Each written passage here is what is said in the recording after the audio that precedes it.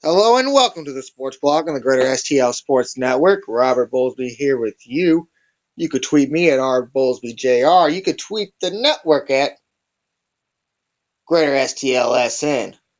We're going to get to the NBA playoffs. We're going to get to a little bit of the NHL playoffs.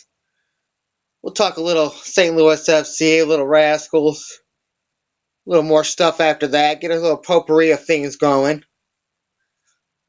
We'll start this show off again with the Cardinals. And the Cardinals are still on the right track, but certain things are starting to come to fruition. The bullpen and just kind of weird spotty injuries, kind of along with the Grichuk injury, but then you add Carpenter in there,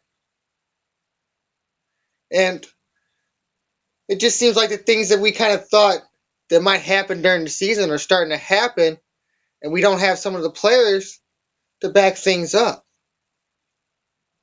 I mean, last week was finally we lost our first series to Pittsburgh.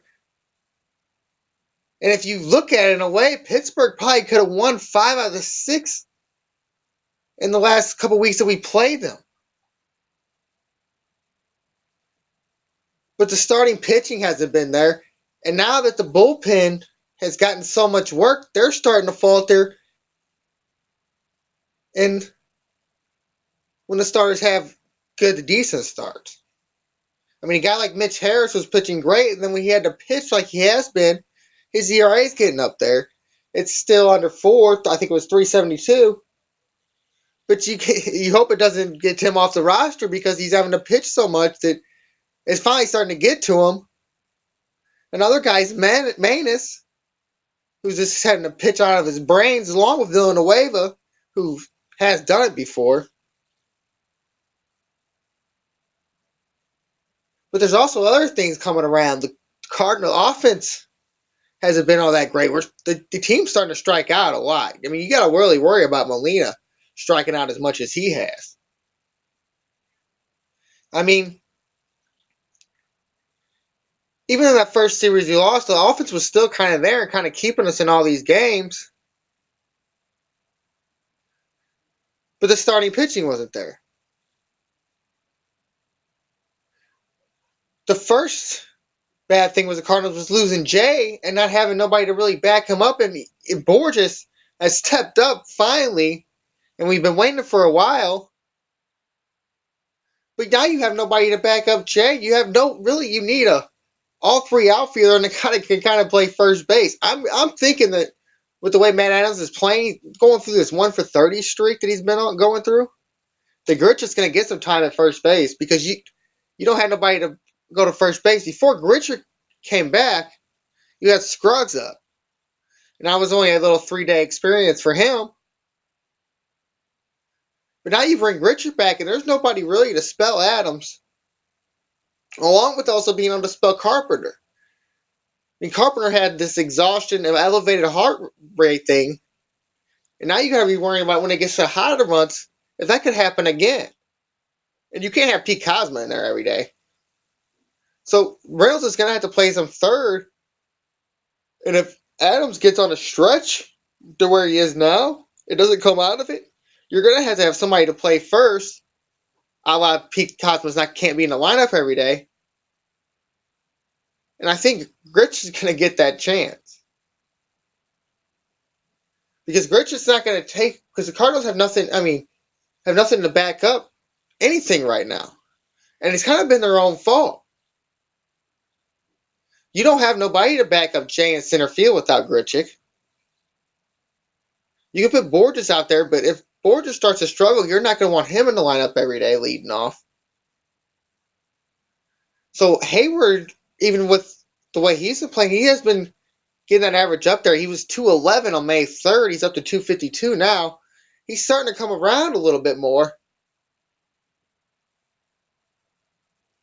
But you're not going to take him out now with Jay out because you have no backup with a Grichuk or a Borges out there for right field.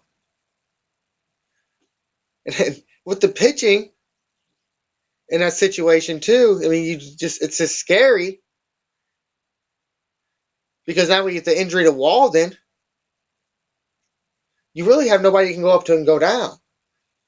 I kind of thought now, as it was reported the date, Jaime Garcia is going to pitch Thursday. I kind of thought they would keep up Tyler Lyons, but they sent him down to bring back up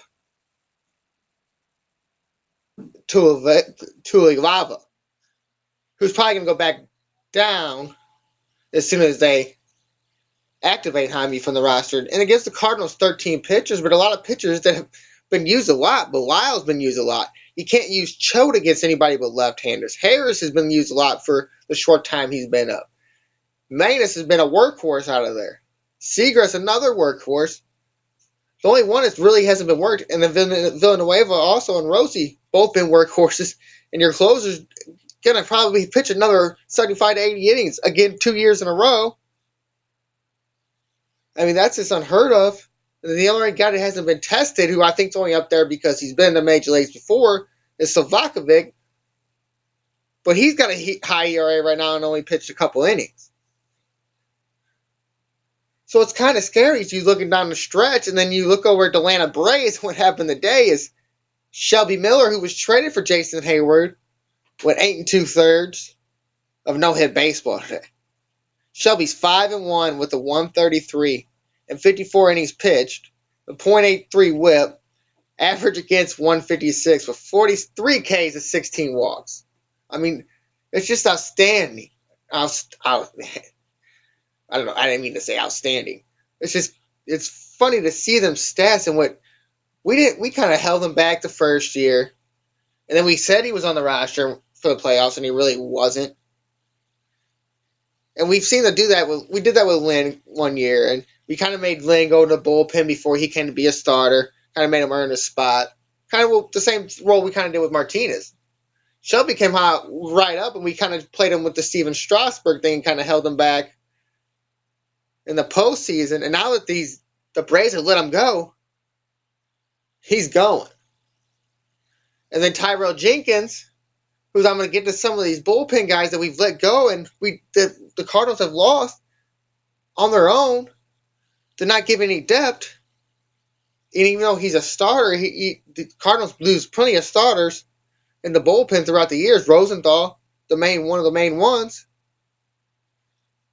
with 7 innings pitched pretty well for the AAA squad of Atlanta today. He was trading in the Jordan Juan James Hayward trade. So now you've lost 2 pitchers right there and gained none because Walton's on the DL. I mean, some of the other guys you lost that you just gave up for basically nothing.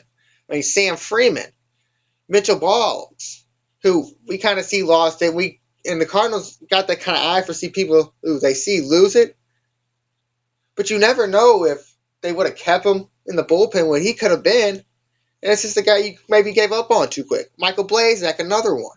They just let go for nothing. I mean, whatever happened to Keith Butler, who pitched well for us? I mean, and you're down to guys like that, and then also you're down to a guy like Nick Greenwood, who, is not a very good major league pitcher at this point. But he's one of the only ones when you're depth. We gave another guy up, Eric Fernando, to Washington for nothing. He got him off waivers or something like that. So it's kind of our fault what we have done to ourselves. And we talked about all this hitting and all these processes we had in the minor leagues, but I mean, we only lost one player, Tavares, and all of a sudden we have no position players to back anybody up. Reynolds and Cosmo are playing in the outfield right now. And it just seemed like the Cardinals had a plan when they had Carpenter to kind of to have Waino, another gritty veteran, Carpenter, and then 2 young guys. But we didn't even go out and try to get any starting pitching this year. I mean, Villanueva and Belial were like our biggest free agent pickups for the pitching. And then nothing after that. We didn't even get a guy that could even really challenge Martinez for the role. And you lose Garcia and you lose Marco. And I know that cost you 2 pitchers right there. But you're not going to use Garcia out of the bullpen.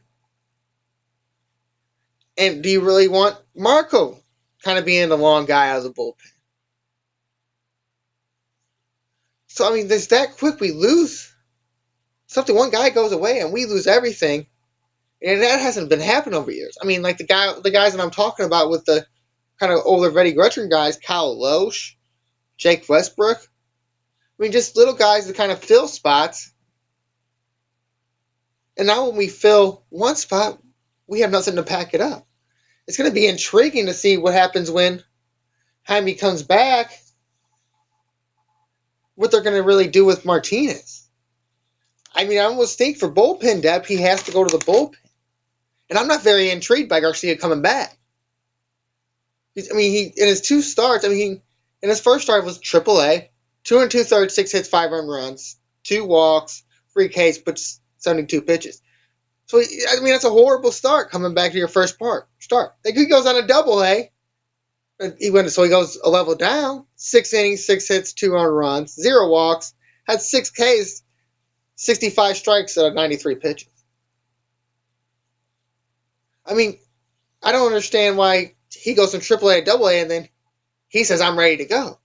And the Cardinals say, okay. I don't know why you wouldn't put him back in AAA to see where he was exactly at. Because you left Marco there. Marco had basically the same start in his first start, 2 1/3, 5 hits, 4 earned runs. He had 1 walk and 5 Ks. But they kept him in AAA, and Marco, I don't think is anywhere close to being ready. I mean, the second start, 4 innings, 7 hits, 7 earned runs, 2 walks and 2 Ks. 11 runs in just over 6 innings. So we kind of lost that depth. We got lucky when we came to Cleveland, when we got look at the strikeouts in that. Corey Kluber in their second game in that one. But we placed a bad hitting team. We still had to use our bullpen a lot. And it doesn't make any sense of why Matheny has this kind of structure of pulling guys out maybe a little too early and using that bullpen way too often. What happens when all these guys start getting injured? You don't have the depth to back that up. And then you're going to have to trade pieces to build depth.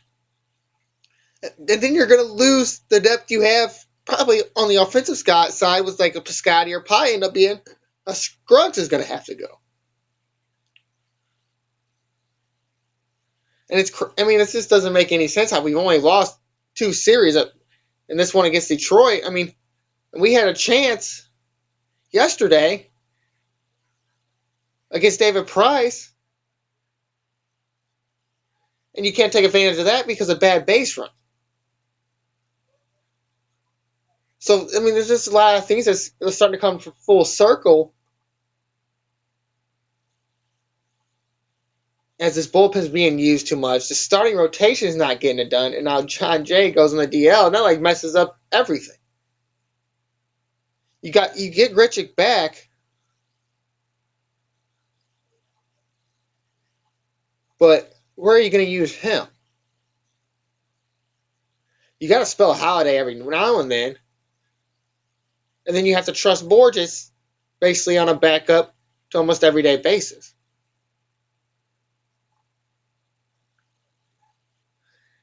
And now you kind of losing Scruggs. You got to rely on Matt Adams in some capacity. And he's not doing it this season. And that's where I get back to Grichuk's probably going to start playing first base. And it's crazy that everybody was thinking about this before and thought it could never happen in any way, shape, or form. And I think it's somehow going to happen.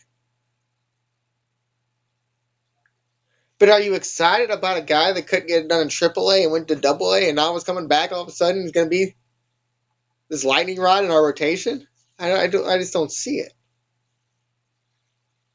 I mean, he's pitched well in the past, but he hasn't pitched in 2 years. And he didn't do that well, and the Maurice had to make him go down to AAA or to AA from AAA. But I mean, what the Cardinals are really going to have to do in this situation is really look for probably a 5th starter. Even with Garcia coming back, Martinez is going to have to go down. I was just going to could not go down, but he's going to have to be in the bullpen because you have nobody else there. I don't think they should go as far as a Cole Hamels, but there's not much else out there. I mean, an Aaron Harango really could intrigue you. I mean, maybe a Scott Kazmir, but I mean, the only really thing that looks like the right move would be to go get a Cole Hamels. But I think you lose depth that you don't have if you go get Cole Hamels. And it's just weird. It doesn't seem like that over the past. It just seemed like we brought somebody up and they got the job done. But the problem is all the guys here that they brought up that got the job done are on this roster. And now there's nobody else. So was it all Jeff Lunau instead of maybe what we gave to a lot of Mizalak and these other scouts? Because what was there before isn't here now. And that's going to be a big problem if a guy like Adams starts to falter. If Hayward stays on this not being able to produce run stretch, and maybe moving him up to the top of the lineup like Matheny did tonight changes that whole perception with him. Maybe he goes back to what he could do in Atlanta and goes on just maybe focusing on getting on base. I mean, he had his best year in the cleanup role, so I don't know why that hasn't tried to get going yet. But maybe the Cardinals don't feel like getting enough on base to make him a factor in that spot. And maybe with the speed at the top of the lineup, you put him in a scoring position for a Carpenter instead of Carpenter being up there. Carpenter's not going to get that easy double like Hayward is. And I think that's why it's been working over the last few games with Borges in there, in the Cleveland series. Because he's a speedy guy that can get around the bases, but then he makes a mistake in yesterday's game against David Price. So the good always comes with the bad. But he was kind of a guy you don't need any more bad from.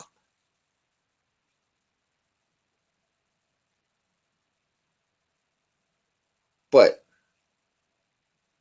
I don't know what the Cardinals are going to do when they get to this point of some of these guys of getting worn out with the bullpen and the injuries. Because you got to be worried about Matt Holliday getting older and not being able to play every day.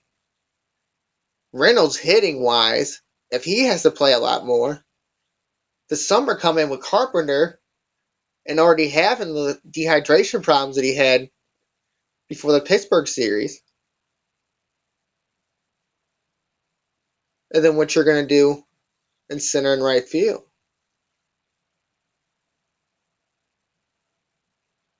I mean, everybody can yell Piscotty, but he's hitting in the low 200s down in AAA. Scruggs wasn't hitting very well when he came up. He was hitting for power, but he wasn't hitting for very good average. And then name another player down there that has come up with Greg Garcia. I mean, that's about it. Cody Stanley's a catcher. I mean, you have nothing else down there. It's all here now. So they've really hurt themselves for probably the next couple years if they don't, and that's if they draft well. I mean, kind of bring in a guy like Hayward here, you're going to have, I mean, the Cardinals are going to sign him just because he's a younger guy. And you're going to start losing your older hitters. I mean, Yachty and Halladay ain't going to be here much longer. You don't have right fielder in the first place, Grichuk, so there's Grichuk's spot left. Or in center, you're not going to be relying on John Jay much longer either, I don't think. I think after this little contract here now, I think they're going to let him go. So you're kind of hoping this Piscotty thing kind of turns around, and then maybe hopefully Matt Adams turns around. I mean, I think you have to let Matt Adams go on while they're getting good, though. I think he's maybe I don't know. Maybe I'm wrong. Maybe Matt Adams ain't worth nothing anymore. But I think the Cardinals might have to get done with that experience, just like they did with the Alan Craig experience. I mean, he's just no good against left-handers, anyways. So you're already losing him against some of the best pitchers in the league. Even with him hitting his biggest hit of his career against Kershaw, I mean that's it for him against left-handers. And you have nothing else after that. I mean, Scruggs is a right-hander, so he might have a better chance. So there you go there. And then you keep a guy like Reynolds around. Get another guy like Reynolds. Like you try to do with the Ty Wigginton thing. He's basically the same player as Mark Reynolds is.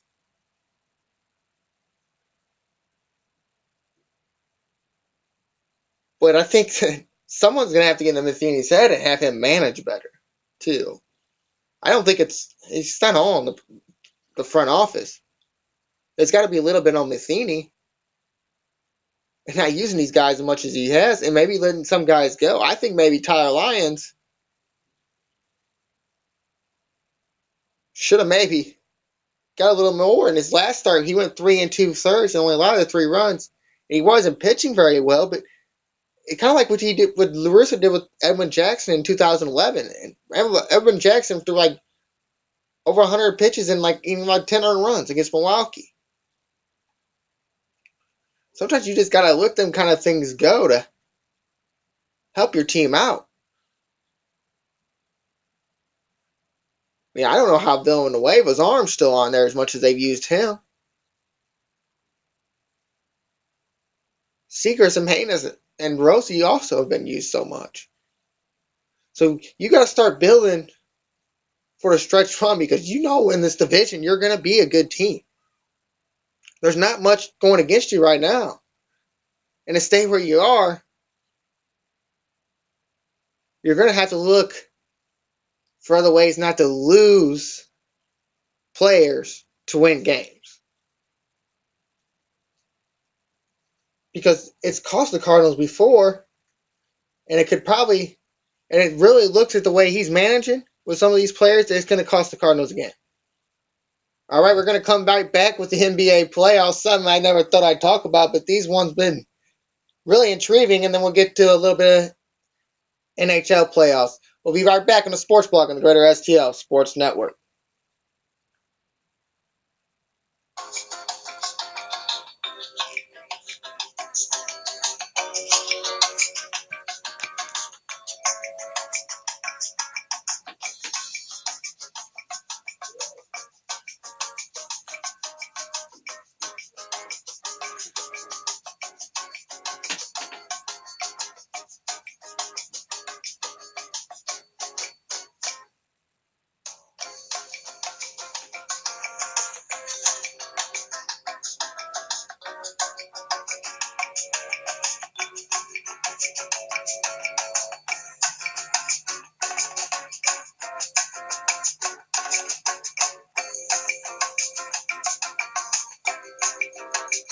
Hello and welcome back to the Sports Blog on the Greater STL Sports Network. Robert Bowlesby here with you. You could tweet me at rbowlesbyjr. You could tweet the Greater STL Sports Network at Greater STLSN. And I've said repeatedly on this show that I'm not the biggest NBA fan because the regular season only matters to the playoffs. That's probably kind of we don't have no team here. But this second round of the NBA playoffs have been some good games, good playoffs in all 4 series essentially. I mean, all of the underdog teams led 2-1 on the series, yet all the higher seeds ended up winning their series games. And it was kind of crazy seeing some of the games in every single series. I mean, the Eastern Conference was definitely more fun than the Western Conference. I mean, LeBron and D Rose hitting game-winning shots in that series.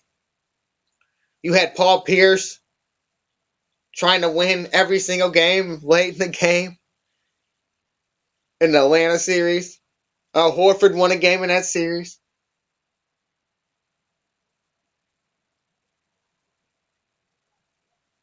But then you see a team like the Clippers. They were up 3-1 in the series, and now they've lost their game 7 tonight against Houston. And it looked like it was just a no way they were going to lose. I mean, DeAndre Jordan was even hitting some free throws for the Clippers in some games. I mean, the fourth quarter in Game 6 kind of showed you, Game 6 kind of showed you where this series was headed. 40-15 in Game 6 in that fourth quarter. Corey Brewer scored 15 in the fourth. Josh Smith scored 14 in the fourth for Houston.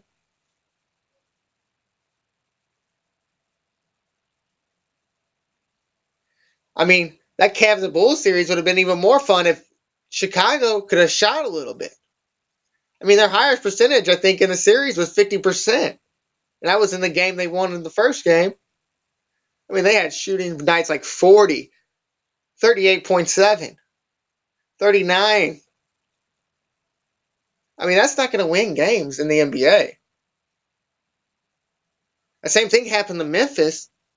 As soon as they lost Tony Allen and couldn't handle all that running around, I mean, you're going to get a lot more possessions on offense if they're scoring every time down the court. And when they lost Tony Allen in that series kind of changed around. I mean, Zebo and Marc Gasol were dominating down low, but once you lost Allen, you had nobody to guard both guys. When Conley and Allen are both in there, you got guys running around with Klay Thompson and Steph Curry the whole time.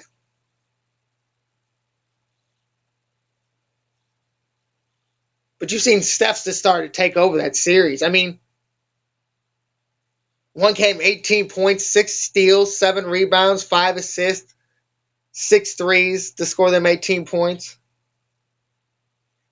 He had 8 3-pointers in Game 6. I mean, it was really something to see once he started to get open and started just hitting them a couple of threes, how much his confidence rose. And he was just letting everything go up. The series that really intrigued me, though, that Washington-Atlanta series intrigued me a lot more.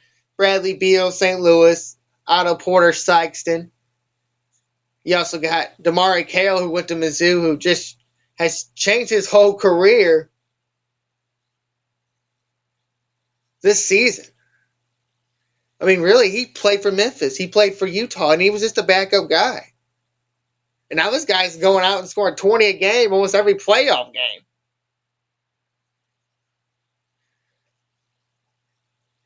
And, I mean, just think if Paul Pierce hits that shot to tie the game in Game 6. Wow. I mean, does Atlanta really go into the locker room with their head up saying, oh, we got a chance to win this? I think that's almost impossible. I mean, he almost did to him in another game, and Atlanta ended up winning with the tip-in, as I said, from Al Horford.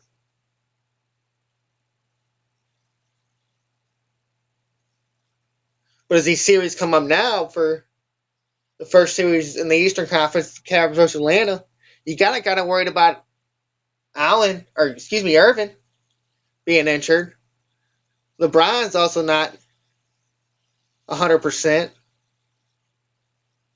Going against guys now with confidence like Damari Carroll. Jeff Teague stepped up in the games against Washington that John Wall wasn't in there. And then also the bigs down low with no Kevin Love.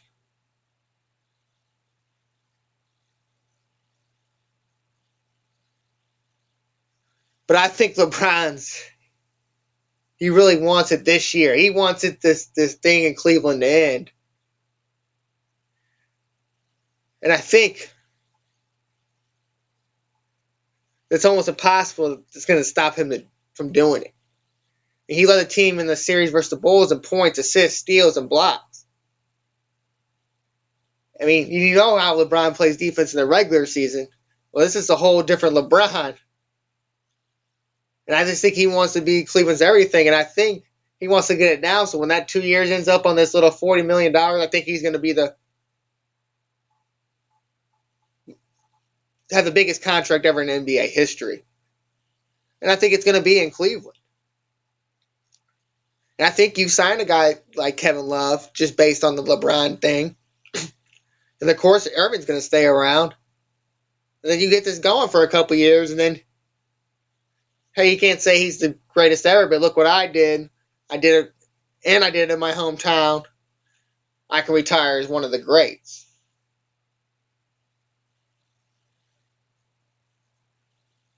Now, in this Houston Golden State series, I think it depends a lot on if Dwight Howard wants to take over.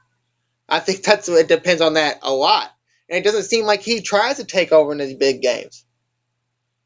But I don't think that Golden State could stop him if they really wanted to, unless they probably play the hack-a-shack method.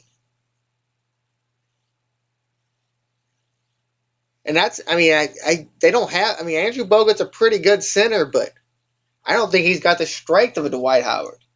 And I think if Dwight Howard does what he can do, the James Harden can keep up with the Steph Currys, and I think with the Klay Thompsons.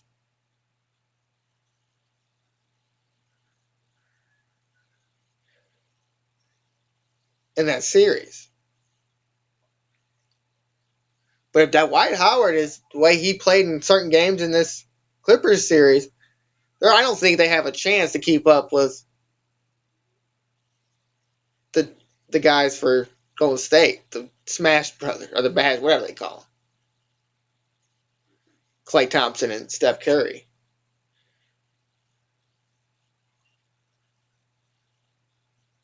But it's going to be intriguing to see these conference finals and see who shows up for each team. I mean, Atlanta's games, they were kind of, DeMarre Carroll kept them alive in the series. DeMarre Carroll kept Atlanta alive in that series.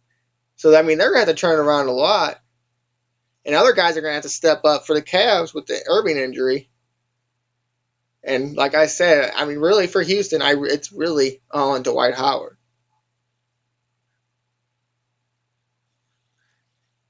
For Golden State, though, as long as they hit their shots and been playing how they played definitely in the last 3 games against Memphis, they pretty much got a run through, I think, with Houston. I think the Cavs and Atlanta series is just a little bit more intriguing. All right, let's get to the NHL playoffs. As it's the Tampa Bay Lightning in the conference final for the East, and the Blackhawks versus the Anaheim Ducks in the West. And let's get to that Eastern series first. This is a little intriguing for St. Louis with Ben Bishop in there. But the way New York had to get in there in the Game 7 versus the Washington Capitals was a really good hockey game to watch. And I thought Ovechkin was going to have it. He had his chances in overtime. And I thought he was going to take over being one of the best goal scorers in the league, and he just couldn't. And I think that kind of brought a little momentum into this series, as in Game 1, New York beat the Tampa Bay Lightning. And you got to look at kind of the struggles that Ben Bishop had in his series. Tampa Bay was up 3-0 in that series, and in Game 4, the Lightning had to pull Ben Bishop because he wasn't playing all that well, but they made it through that series in 5 games. And then you also got another St. Louis in the other series on the Ducks with Pat Maroon against the Chicago Blackhawks, and both of these teams rolled over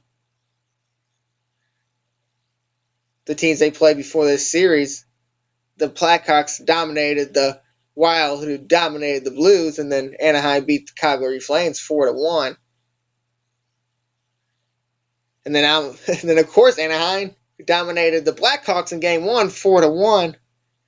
And I don't think this is the Blackhawks here this year,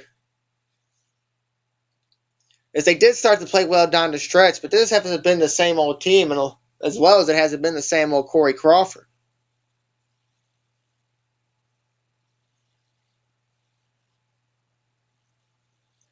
So in the New York Tampa Bay series, I just think the scoring's going to be too much for the Lightning with Nash and St. Louis. And I think that Lundqvist, after the game he put up in Game 7 against Washington, has the momentum riding on his side. But I would love to see the Tampa Bay Lightning and Ben Bishop in there, and just another reason for St. Louis fans to complain about our goalie situation here with the Blues. But it really showed you how really good really not as good as we thought the Blues were this year. As the team that dominated us got dominated by the Blackhawks, and now the Blackhawks lose 4-1 to a team I think that's going to dominate them throughout this series. But it would be kind of cool to see Tampa Bay and Anaheim make it, and to see good old Pat Maroon go on a breakaway against Ben Bishop and see what would happen there. But it just seems like in the NHL players, there just wasn't as much intrigue going on as the teams that you kind of thought that were going to get there are there now. I mean, even though the New York and Washington series was kind of fun, I mean, did you really think that the President Trophy winners were going to lose? I don't know. But it just seems like that in years past where a team like the Kings had a chance, it just wasn't going to happen this year. With some of the dominant play that happened in both conferences. Well, some other hockey news at the World Championships, our guy Tarasenko, as we'll talk 1 second of Blues, got a silver medal, scored 4 goals and 3 assists. So it's nice to see him still scoring, but wish he could have used some of those for us in the playoffs. Well, we'll talk a little weird news just for the fun of it. I was reading over some stories just because, and how about this? You know, this is a great relationship. When your wife challenges you for your city council seat, as a wife in Washington challenges her husband for a city council seat. Ain't that something? You know that lady just hounds that guy every time she sees him. And he was like, man, I'm going to get into politics just to get some time away from this woman and just to have my own say. And now she's going to be telling you, oh, I'm going to fix this. I'm going to fix that. And you're going to think you're just at home again. I would just let the seat go. Let her try to win. Or I guess I would let the election go and hope she wins or hope that I win. Just to not see that crazy lady as much as I have to. Now that I have to see her at home, now he's going to have to see her and trying on the politician trail. In West Virginia, and some other weird news, kids tricked their teacher into letting them watch 50 Shades of Grey as a reward instead of pizza. Was turned off by a vice principal as he seen it as he walked by. Teacher said he didn't know what they were talking about when they asked to see the movie. He didn't know what it was about. So it was probably some 70-year-old guy that isn't watching too much HBO channels to see them kind of commercials. Probably watching a little retro TV, watching a little Andy Griffith. I said, oh yeah, well, yeah, you can watch a movie. And then now that teacher's probably going to get suspended or some kind of probably reprimand for what he did. In other news, 2 packages of marijuana washed up in 2 states over the past week as a man in Alabama stumbled over a 10-pound package of weed as he was walking on the beach. Another 12-pound package was found on shore in North Carolina. So you know there's a couple people out there where the hurricane or the tropical storm happened that are a little mad they lost some money. So it's funny that people turn that stuff in, that they really call. I guess they don't want kids grabbing or anything like that, but it's funny that people even like look at that and say, "Oh, what is? No, that's funny." And just don't walk away. But and maybe they thought they'd get a reward or something for it. All right, we're gonna take a break. We're gonna come back on the Sports Blog on the Greater STL Sports Network.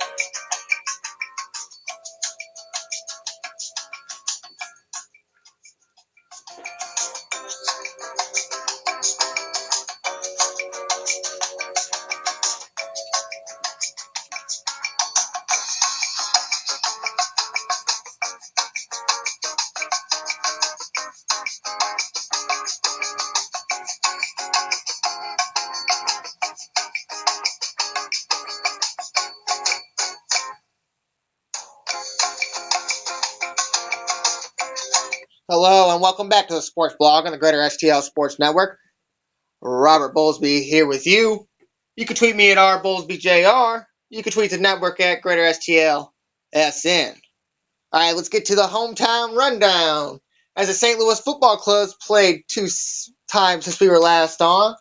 They played May 9th against the Wilmington Hammerheads at Worldwide Technology Park in Fenton, and they won 1-0 for their first home win of the year. St. Louis FC scored their goal in the 82nd minute as it started with a corner kick and was headed in by Sam Fink for his first goal of the season. Alex Kahn made 6 saves in the shutout in the win for the FC. They played again on Thursday the 14th. And they played against the affiliate of the MLS Toronto FC 2. That also at Soccer Park.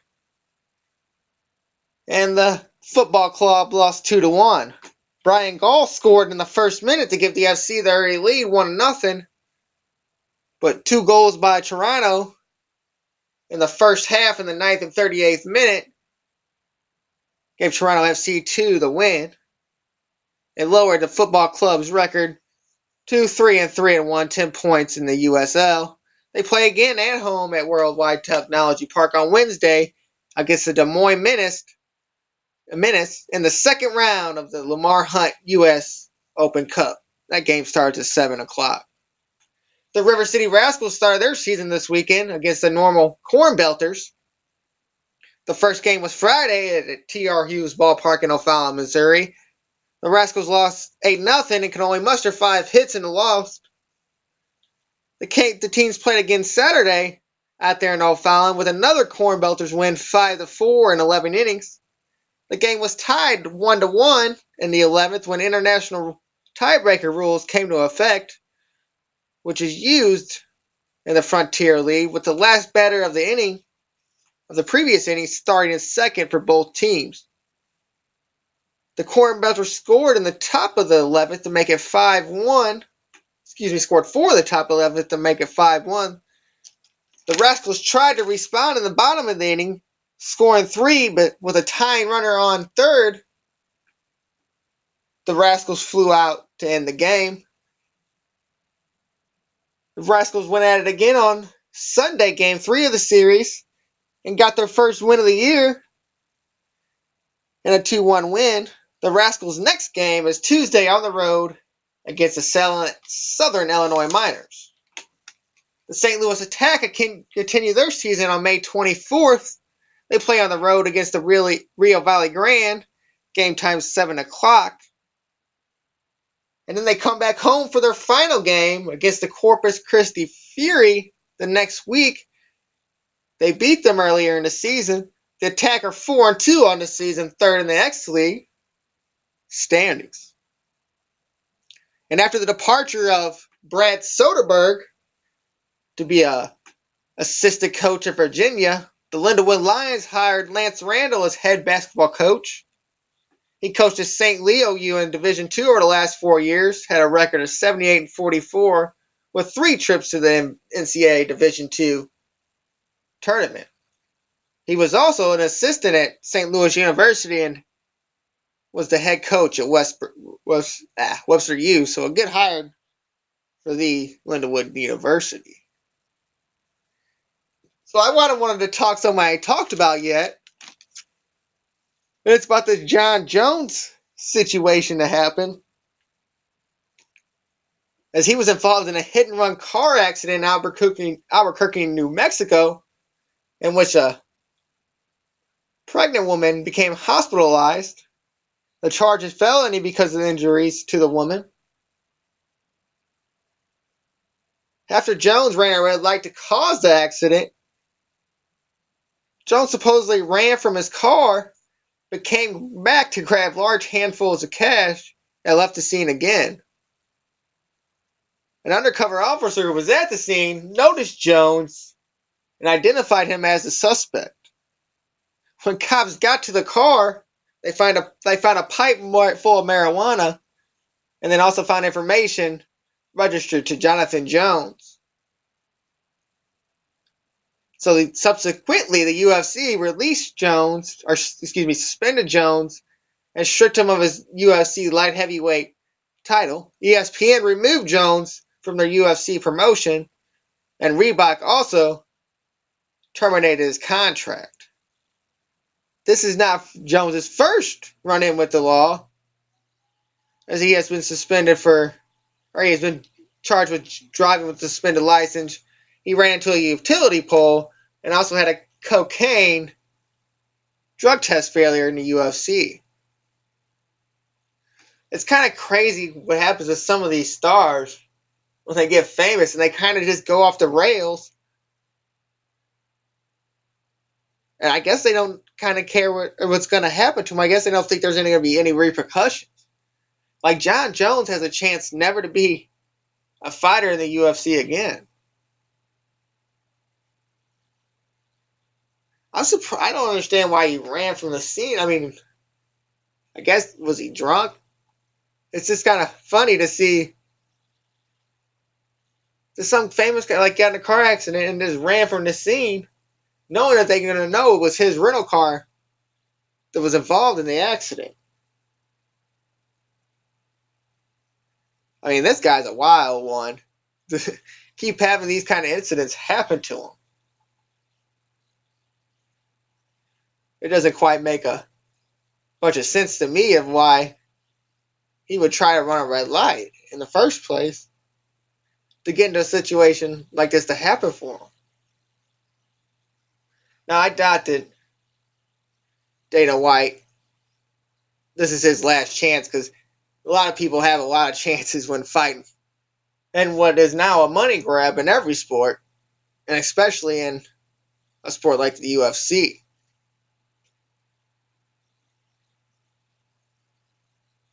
But I don't know if it'll be for a while he's going to be out. They're going to have to make him, he's probably going to have to go to a lot of classes and go through a lot of things to get back in this position that he is now.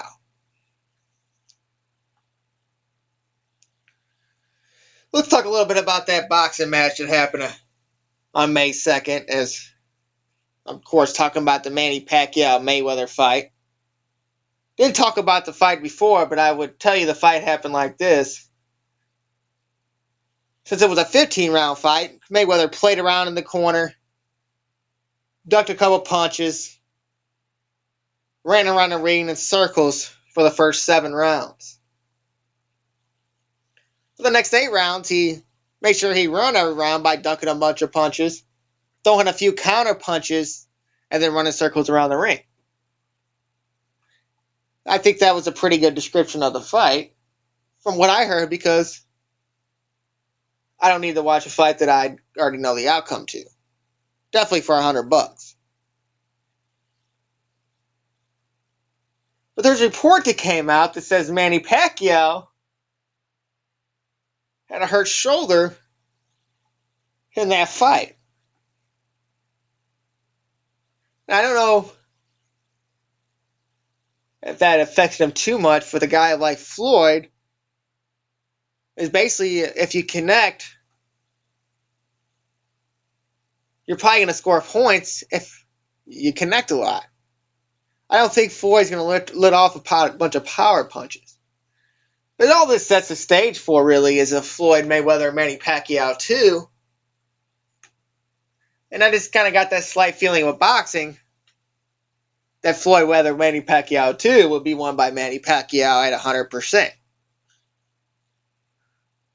Only to set the stage for Mayweather and Pacquiao 3 for the biggest money grab ever in the history, to see who the real, true, best fighter in the weight division is. I would think that would be the actual only real fight, as the second fight would just be a money grab to see, hey, Floyd's going to be 2-0 against them, blah, blah, blah, and then somehow Manny Pacquiao pulls it out. Oh, no, Vegas goes crazy. Millions and bazillions of dollars are lost, and the next money grab comes at 3, and I just let them go, and whoever wins, and that's the best fighter in the division. It's just funny that it's supposedly he was supposed to report this. Pacquiao was supposed to report an injury before, and yet didn't point it out to supposedly right before the fight where he tried to get an injection, but was denied.